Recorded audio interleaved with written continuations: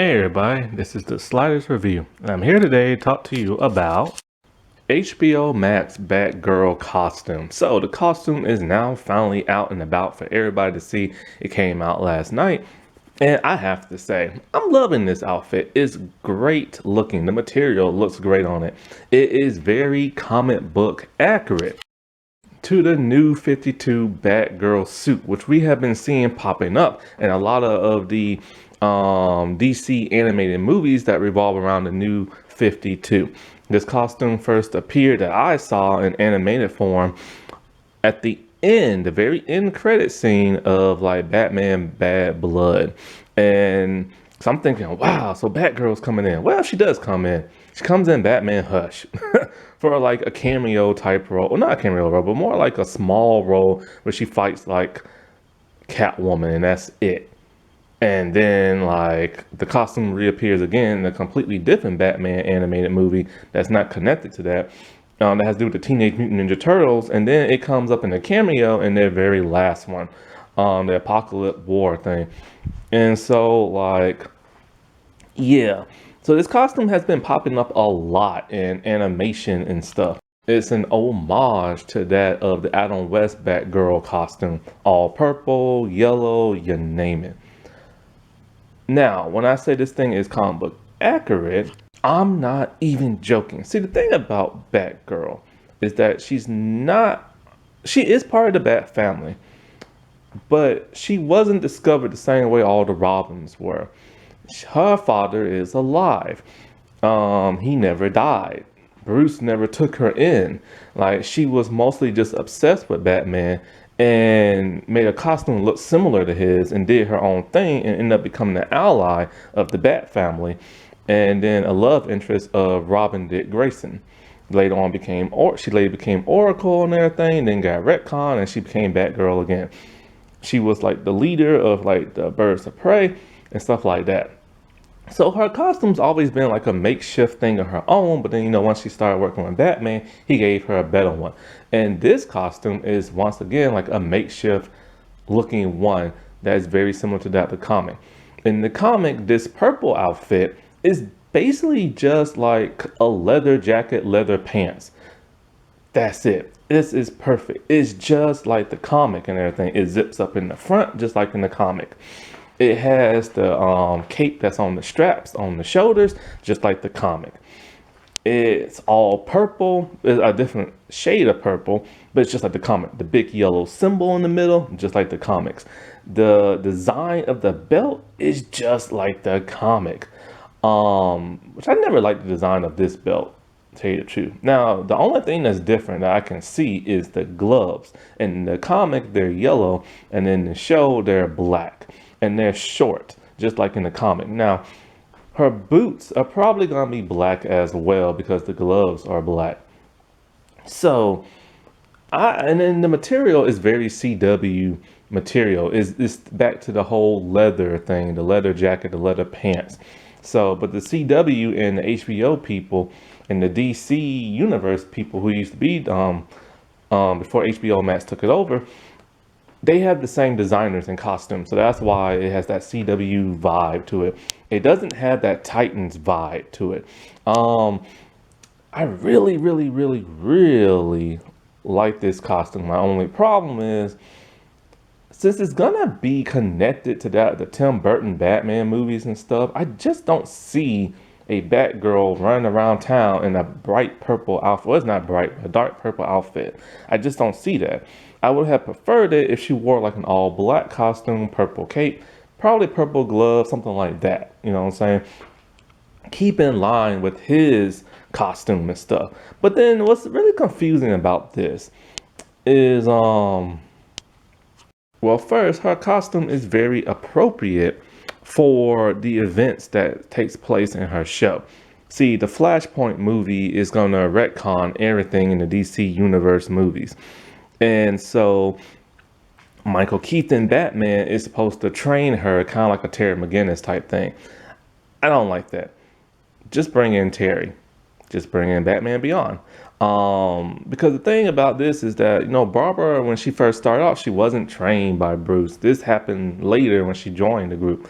And so, of course, when Flash point took place, the new 52 costume came in. So this is very appropriate for this show, because the whole new 52 thing is kind of like what's happening after Flashpoint movie.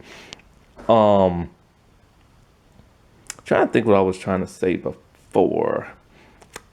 Lost my train of thought. But yeah. But like I said before, I would have appreciated more of a dark. Oh, now I remember. Okay, so when it comes to the Michael Keaton Batman, Tim Burton movies, you have to throw in the Joel Schumacher ones in too, because they're all canon. Those four movies are all canon. And with those movies, that Batman slash Bruce Wayne already had a Robin and already had a Batgirl. So now we see in these movies and in this show that, of course, now there's a brand new Batgirl who's now black instead of Alicia Silverstone, who was white and blonde, and Chris O'Donnell was Robin in those movies. And it turns out, and when Chris O'Donnell came in, he was an adult, got adopted by Bruce, weird, and became Robin. Now, and like I said before, time travel shenanigans, Flashpoint. So it's probably going to erase all that. Well, of course it is. And we're going to see a different Robin with the mural thing. Now, does he appear in the movies? I don't know. Does he appear in the TV show? I don't know. Probably not. Because Robin is tied up with, well, he's not even tied up in, yeah, he is tied up in the Titans for now because Tim Drake. But, yeah, so we don't know who the Robin's going to be that Batman had as like a Robin. Did I say Batman and Batman and Robin? I don't know. Anyway, so we don't know which Robin he appoints when he gets like his Robin in the Michael Keaton Batman's movies and stuff. It could be Jason Todd. It could be Tim Drake. It can't be Dick Grayson because of the whole Chris O'Donnell thing. Now, like I said before, this does get retconned where time travel shenanigans changes things to where Alicia Silverstone won't be Batgirl, and now the Leslie, I think her name is Grace, I think her last name is, will be the new Batgirl, and she's biracial now, and so that makes sense. Let's compare this to some of the other Batgirl costumes. First, the Alicia Silverstone one from Batman and Robin. Now, the Alicia Silverstone Batgirl costume, I actually like a lot. The only problem I have is the mask. It's not a cowl, it's just a domino mask. But she does wear the traditional mask as a helmet when she's riding her motorcycle. Now, I will say, all in all, the costume with the blonde, and also she's a blonde, not a redhead. Now, I will say this look is cool, even with the domino mask, but I would have preferred the cowl mask.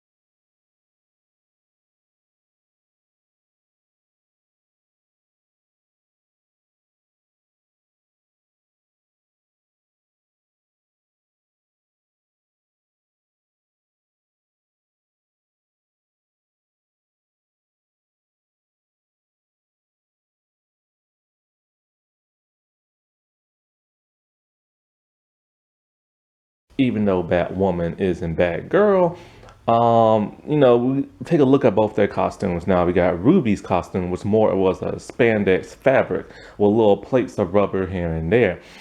You can see it's completely different. When they did Ruby was actually in the Arrowverse, and they decided to change up the Bat costume to where it didn't look like a traditional CW costume.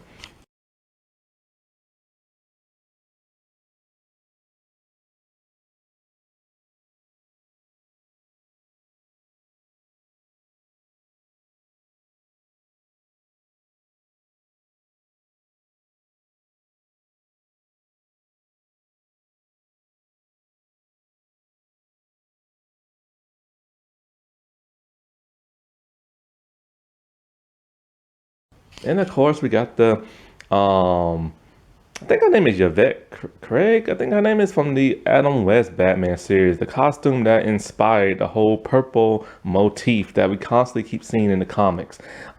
Stephanie Brown had a purple and black Batgirl suit. We've seen a purple and black suit from the Batman cartoon series when they brought that Batgirl in. We've seen it, like I said, pop up in New 52 here and there, but this is the costume that started everything. It was bright, it was vibrant. It really made her stand out, and it's very iconic. I hope this Batgirl series is good. I hope it's way better than Titans, because we see what they do with Titans, and we're now seeing what they're doing with Doom Patrol. Fingers crossed. That's all I can say. Alrighty, well, I'll talk to y'all later. Bye.